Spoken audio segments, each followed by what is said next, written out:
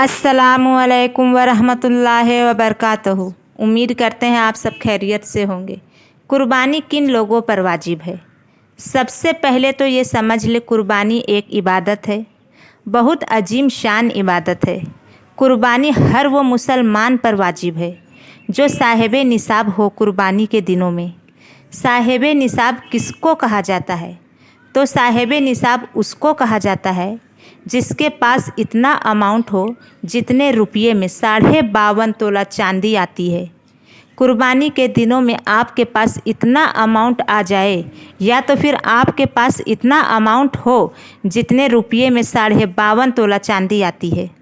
और ये अमाउंट चाहे चांदी के रूप में हो, चाहे सोने के रूप में हो, चाहे बैंक बैलेंस कैश की शक्ल में हो, चाहे बिजनेस का जो भी मटेरियल उसकी शक्ल में हो, या ज़रूरत से ज़्यादा आपके पास कोई सामान पड़ा हो, तो ये सारी चीज़ें काउंट की जाएगी।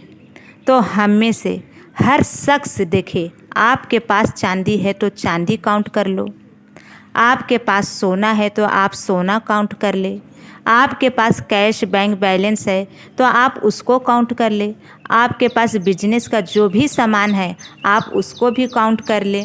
और ज़रूरत से ज़्यादा सामान है, जैसे ज़रूरत से ज़्यादा सामान किसको कहा जाता है?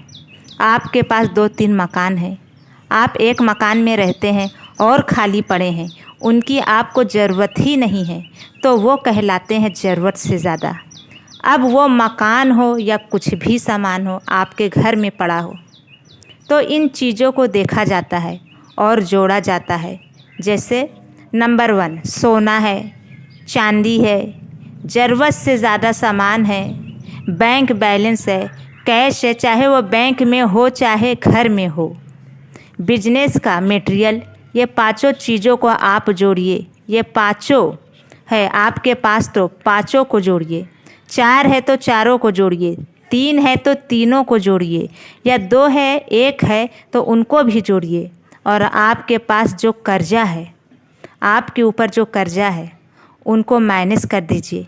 फिर अगर आप साहिब निसाब हैं, इतना अमाउंट आपके पास कुर्बानी के दिनों में बन रहा है जो निसाब को पहुंचाता है, यानी इतनी अमाउंट आपके पास है जिससे 52.5 तोला चांदी खरीदी जा सकती है, तो आपके ऊपर कुर्बानी वाजिब है, चाहे वो मर्द हो चाहे वो औरत हो। शुक्रिया।